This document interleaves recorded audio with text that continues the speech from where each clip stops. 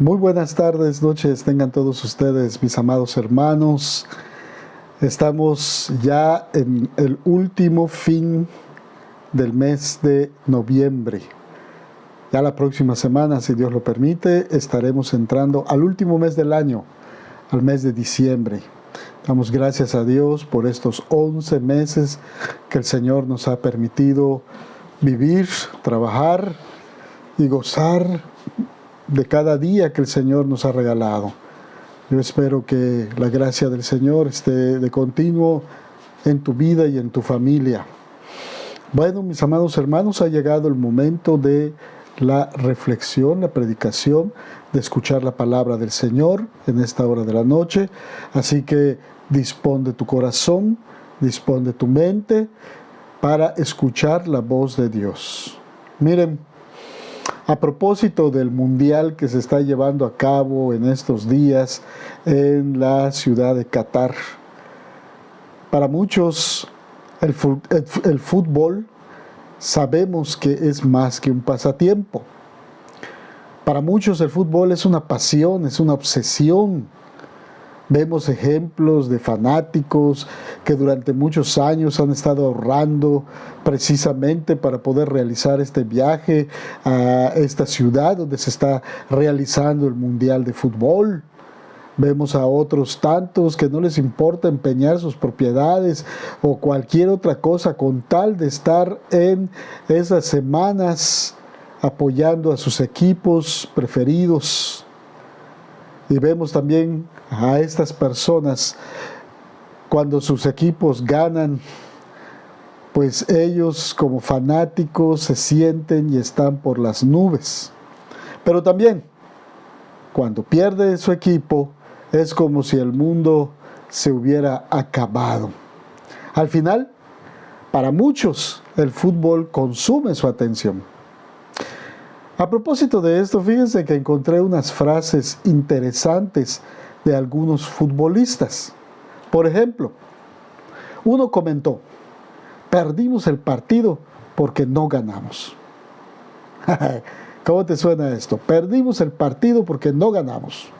Claro, era un poco obvio, ¿no? Fíjense, otro futbolista dijo: si vamos a ganar este partido, tendremos que meter un gol. Bueno, la verdad es que parece que estaba muy seguro de lo obvio. Otro futbolista dijo en alguna ocasión: mientras nadie meta un gol, será un partido cerrado. No, pues claro, si nadie mete un gol, pues los dos quedan en ceros. Y uno más dijo: el fútbol no solo se trata de meter goles, se trata de ganar.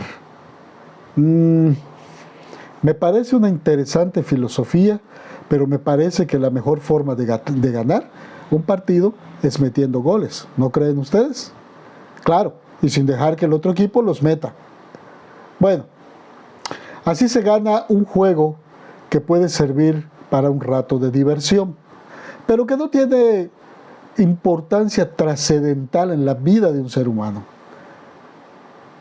Pregunta: ¿cuál es el camino a la victoria en la batalla que Dios nos ha llamado a librar todos los días? Precisamente para responder esto, hoy veremos en la palabra de Dios algunas claves que no son tan obvias. En el pasaje de esta noche, que ustedes ya han leído con anterioridad, el pueblo de Israel está a punto de entrar a la tierra que Dios les había prometido. Moisés, el gran líder, les ha dado sus últimas palabras. Un reto fuerte de caminar en obediencia a la palabra del Señor. Y finalmente nos dice el texto sagrado que después de ver de lejos la tierra prometida, Moisés murió. Y Dios mismo lo sepultó en un lugar desconocido. Ahora le toca al ayudante de Moisés. A él le toca convertirse en líder del pueblo y guiarlos hasta la victoria. Se trataba de nada más y nada menos que un hombre llamado Josué. Sí, uno de los 2 espías que habían dado un buen reporte de la tierra prometida. Ahora, el texto bíblico nos dice que él tendría el privilegio de guiar al pueblo en su conquista de la tierra prometida. Pero antes de eso, Dios le habló para darle ciertas instrucciones muy importantes. ¿Por qué nos interesa, amada iglesia, lo que Dios le dijo a Josué? ¿Por qué es de suma relevancia para nuestras vidas leer y saber lo que Dios le dijo a Josué? Pues si nosotros no vamos a invadir ninguna tierra extraña. Durante ese momento, en el desarrollo del plan de Dios, el propósito de Dios era llevar a los israelitas a la tierra que le había prometido a Abraham dar a sus descendientes. Una tierra que, por cierto, estaba localizada en varios caminos importantes de comercio por donde pasaban personas de muchas naciones. La tierra donde siglos después Jesús viviría y moriría. Nosotros no vivimos en esa época, claro está. El propósito de Dios para su pueblo es diferente. Sin embargo, todavía estamos en la conquista. Claro que para nosotros el propósito de Dios es diferente al propósito de aquel entonces. Pero también estamos en una conquista todos los días. Y por si no lo recuerdas, vamos camino a la victoria, pero ahora la conquista es espiritual. Somos llamados a conquistar el territorio del enemigo mediante la proclamación del mensaje del Evangelio con oración y con obediencia. Somos llamados a hacer luz en medio de las tinieblas de este mundo y así llamar a otros a venir a la luz de Cristo. Regresemos al texto de Josué capítulo 1, versículos 1 al 10. Y miremos lo que el texto sagrado nos dice. Una vez más, aconteció después de la muerte de Moisés, siervo de Jehová, que Jehová habló a Josué, hijo de Nun, servidor de Moisés, diciendo: Mi siervo Moisés ha muerto, ahora pues levántate y pasa este Jordán, tú y todo este pueblo a la tierra que yo les doy, a los hijos de Israel. Yo os he entregado, como lo había dicho a Moisés, todo lugar que pisare la planta de vuestro pie, desde el desierto y el Líbano hasta el gran río Éufrates, toda la tierra de los heteos hasta el gran mar, donde se pone el sol, será vuestro territorio. Y así sigue Dios hablando con Moisés, y en el versículo 6 dice: esfuérzate y sé valiente, porque tú repartirás a este pueblo por heredad. En el 7, solamente esfuérzate y sé muy valiente para cuidar de hacer conforme a toda la ley que mi siervo Moisés te mandó. Y en el versículo 9, mira que te mando que te esfuerces y seas valiente, no temas ni desmayes. Observa la promesa que Dios le hace a Josué en el versículo 5. Es importante esta promesa que Dios le hace a Moisés. Nadie te podrá hacer frente en todos los días de tu vida, porque estaré contigo, no te dejaré ni te abandonaré. Qué hermoso es poder ver cómo Dios envía a su siervo hacia la victoria con la seguridad de su presencia.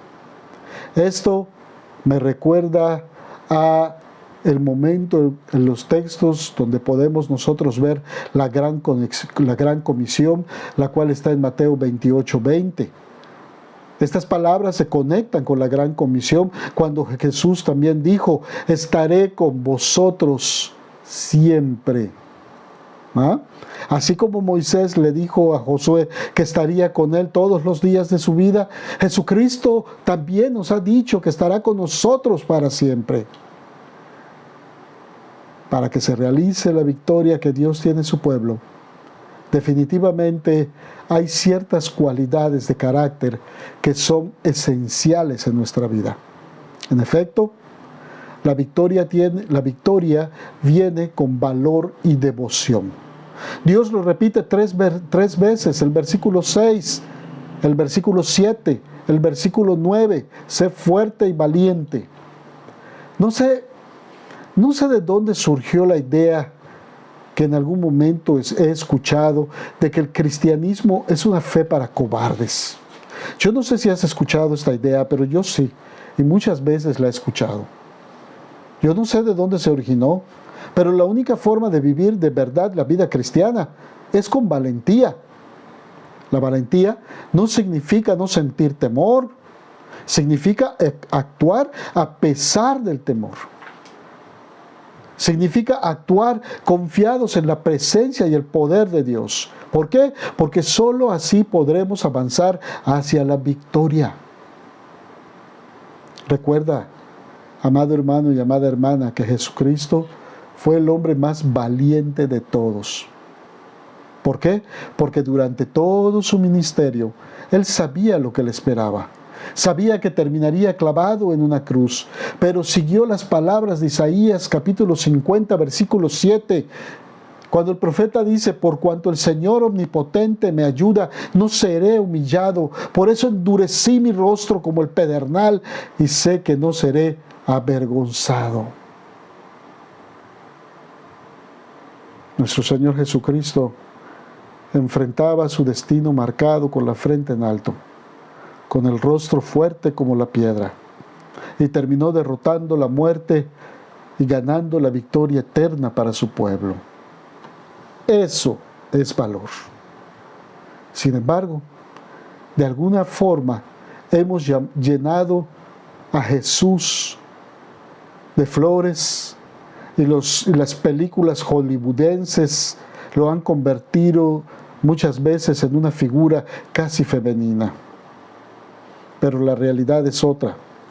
Jesús nos demuestra lo que significa seguir estas palabras: sé fuerte y valiente. Yo te pregunto a ti en esta noche, amado hermano, hermana, joven, ¿estás dispuesto a ser fuerte y valiente también? ¿Estás dispuesto a seguir el ejemplo de tu Señor y enfrentar el futuro, venga lo que venga, con la seguridad de que tu Dios te dará la victoria? ¿Por qué? Porque solo así podemos lograr la victoria. ¿Sabes por qué? Porque ella viene con valor y devoción. También en este texto podemos encontrar la segunda clave para la victoria. En este libro. Pero para ello, para encontrar la segunda clave, es necesario que nos traslademos al capítulo 3, versículo 5, donde Josué le dice al pueblo: purifíquense, porque mañana el Señor va a realizar grandes prodigios entre ustedes. Amada iglesia, para que Dios haga grandes cosas, su pueblo se tiene que purificar. Dios no hace obras maravillosas entre un pueblo impuro, recuérdalo. Y muchas veces, cuando hay impureza dentro del pueblo, se estorba la obra de Dios. ¿Por qué? Porque hay desobediencia en el pueblo de Dios.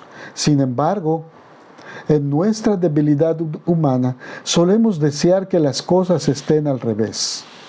Queremos ver primero la obra del Señor y después purificarnos. Decimos: si tan solo viera la mano del Señor obrar con el poder en mi vida y en la vida de mi iglesia, entonces cambiaría. Pero ¿sabes qué? Definitivamente te tienes que quitar esa mentira de la cabeza, porque la pureza moral, el arrepentimiento verdadero, viene antes de la victoria. Desgraciadamente el pueblo de Israel no aprendió esta lección. En el capítulo 7 del mismo libro se nos cuenta la triste historia de una gran derrota que sufrió el pueblo. Capítulo 7, ahí está la historia. Versículo 1, pero los hijos de Israel cometieron una prevaricación en cuanto al anatema, porque Acán, hijo de Carmí, hijo de Sabdi, hijo de Sera, de la tribu de Judá, tomó del anatema, y la ira se encendió contra los hijos de Israel. El pueblo de Israel no había aprendido la lección de purificarse. Ustedes saben bien la historia. Ustedes saben bien cuál fue el pecado de este hombre.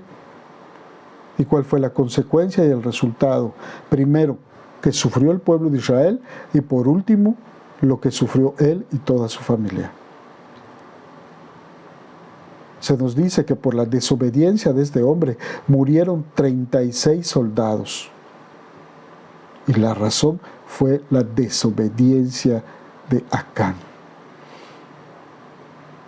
Dios le había dicho que todas las riquezas de Jericó, la primera ciudad que ellos conquistaron, le pertenecían a él. Sin embargo, cuando entró a Jericó, este hombre Acán vio entre los escombros del pueblo una tela extravagante, varias monedas de plata y una barra de oro. Y la codicia entró a su corazón y le hizo codiciar lo que no le pertenecía. Así que él decidió tomar las cosas y guardarlas en su tienda, en su carpa. Total, ¿qué podría importar? ¿Quién se daría cuenta? ¿Cuál sería el daño? Así fue como él desobedeció la orden del Señor. Y como resultado, Israel perdió su siguiente batalla. El apóstol Pablo nos enseña en 1 Corintios 5, versículo 8 y 9 y 13, que el mismo principio se aplica el día de hoy a la iglesia. Fíjate lo que dice la palabra, 1 Corintios 5, 6, 9 y 13. No es buena vuestra jactancia. ¿No sabéis que un poco de levadura leva toda la masa?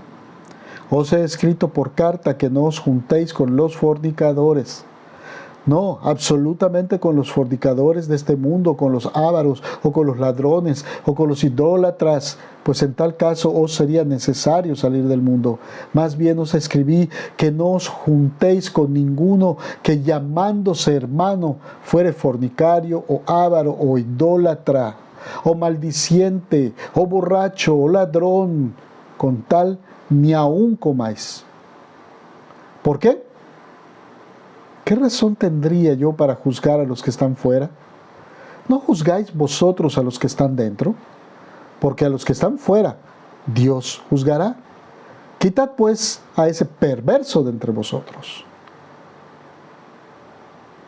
Amada iglesia, cuando hay inmoralidad, avaricia, idolatría, calumnia, vicios y avaricia sin confrontarse dentro de la iglesia, todo el cuerpo queda contaminado. El progreso del reino de Dios estorba. ¿Por qué? Por causa de la desobediencia de uno o dos. Me pregunto, ¿cuáles pecados ocultos estarán deteniendo el progreso de nuestra amada iglesia el día de hoy? Tal vez tú me los puedas esconder a mí, se los puedes esconder a los demás, pero de Dios, a Él sí no se los podrás esconder. Él los ve y retira su mano de bendición. Por el pecado de uno o dos, el progreso de todos sufre. Es por esto que el arrepentimiento es tan importante. Si tú estás ocultando algún pecado, por favor, yo te animo a que lo confieses a tu Dios y que te arrepientas de ello. Acán, el hombre que robó de las ruinas de Jericó, tuvo que morir por su pecado. ¿Sabes por qué? Porque no lo confesó. Él esperó hasta que fuera señalado directamente como culpable, en lugar de reconocer su pecado ante todos. Entonces Dios le ordenó a Josué que se destruyera al que fuera sorprendido en posesión del botín. Si él hubiera confesado voluntariamente, de seguro el resultado habría sido diferente. Sin embargo, como no quiso confesar su pecado, tuvo que ser totalmente destruido. En serio, no esperes a que se descubra tu pecado, confiésalo ahora y empieza el proceso de tu restauración. Porque recuerda, la victoria viene a los que se purifican. Y por último, veamos ahora el capítulo 5 de Josué para ver la tercera clave para la victoria. y este estará contenido en los versículos 13 al 15. La palabra del Señor dice de la siguiente manera: estando Josué cerca de Jericó, alzó sus ojos y vio un varón que estaba delante de él, el cual tenía una espada desenvainada en su mano. Y Josué, yendo hacia él, le dijo: ¿eres de los nuestros o de nuestros enemigos? Él respondió: no más, como príncipe del ejército de Jehová he venido ahora. Entonces Josué, postrándose sobre su rostro en tierra, le adoró y le dijo: ¿qué dice mi señor a su siervo? Y el príncipe del ejército de Jehová respondió a Josué: quita el calzado de tus pies, porque el lugar donde estás es santo. Y Josué así lo hizo. ¡Wow! ¡Qué tremendo pasaje! Josué y el pueblo de Israel estaban a punto de capturar la primera ciudad en la tierra prometida, el anteriormente mencionado Jericó. Pero antes de hacerlo, Josué tuvo un encuentro con una figura misteriosa. Parecía ser un hombre armado, y Josué lógicamente deseaba saber si era amigo o enemigo. Sin embargo, pronto se dio cuenta de que era un hombre que no era un hombre común y corriente. Más bien, era una manifestación divina, probablemente de Cristo mismo. Y le aclara que aunque él peleará por Josué, no está bajo su mando. Antes de entrar a la batalla, entonces, Josué tuvo que humillarse ante el Señor y reconocer que la batalla era de él, del gran Dios de todos los ejércitos. Enseguida de estos versos, podemos leer entonces la historia de la conquista de Jericó. Esta historia es una de las favoritas de los maestros de las escuelas dominicales. Y muchas veces se explayan contando cómo los israelitas siguieron las instrucciones del Señor, marcharon alrededor de los muros de la ciudad durante 7 días consecutivos, para que al final los sacerdotes tocaran la trompeta y el pueblo gritando y los muros cayendo. ¿Que cómo sucedió esto? ¿Será que esto sucedió por la astucia del pueblo? ¿Por su gran sabiduría? No sucedió por esto. ¿Por qué? Porque la victoria es del Señor. Dios le dio a los israelitas instrucciones extrañas, sí, para poder capturar la ciudad de Jericó, para que quedara totalmente claro que Él les estaba dando la victoria. Así que si algo podemos establecer con mucha claridad es que la victoria no vino por el esfuerzo del pueblo de Israel. Así que, amada iglesia, aquí encontramos la tercera clave para la victoria. Y es que para alcanzar la victoria en nuestra misión de llevar el mensaje de salvación, tenemos que reconocer también que la batalla es del Señor. Sí. Cuando tú y yo compartimos a Cristo, debemos orar primero para expresar nuestra dependencia de la obra del Espíritu Santo. Recuerda, no podemos hacer nada solos. Solo con Cristo es que todo lo podemos hacer. Cualquier cosa que hagamos, sí, recuerda que tenemos que hacerlo con dependencia en el Señor. Si enseñamos una clase de escuela de formación, tiene que ser así. Tenemos que orar primero y expresar nuestra dependencia sobre el Señor. Si compartimos a Cristo, si ayudamos a alguien, cualquier cosa que hagamos tiene que ser en el poder de nuestro Señor Jesucristo. Cuando empezamos a tratar, y recuerda esto, cuando empiezas a tratar de hacer las cosas por tu propia fuerza, por tu propia sagacidad y por tu propia astucia, estás en grave peligro. Al final de la conquista de la tierra y al final de su vida, y con esto termino en esta hora de la noche, Josué lanza un reto al pueblo.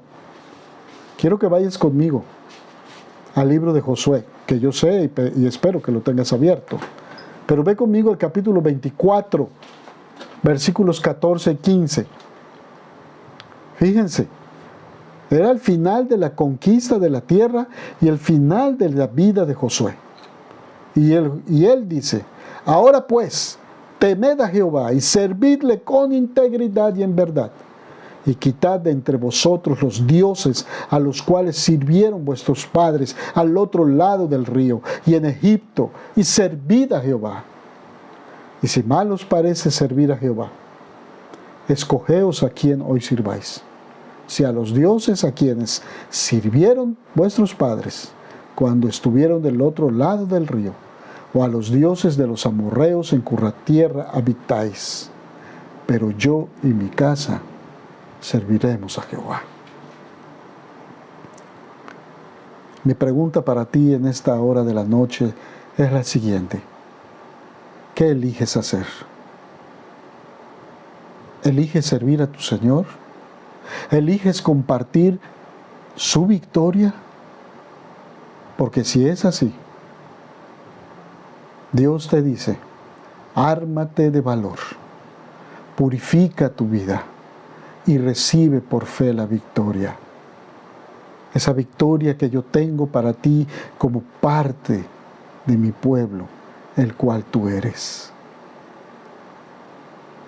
Mi hermana, mi hermano, al cerrar este tiempo, yo te invito a que reafirmes tu compromiso con el Señor y que declares que le servirás a Él y solamente a Él. Que Dios bendiga su santa palabra.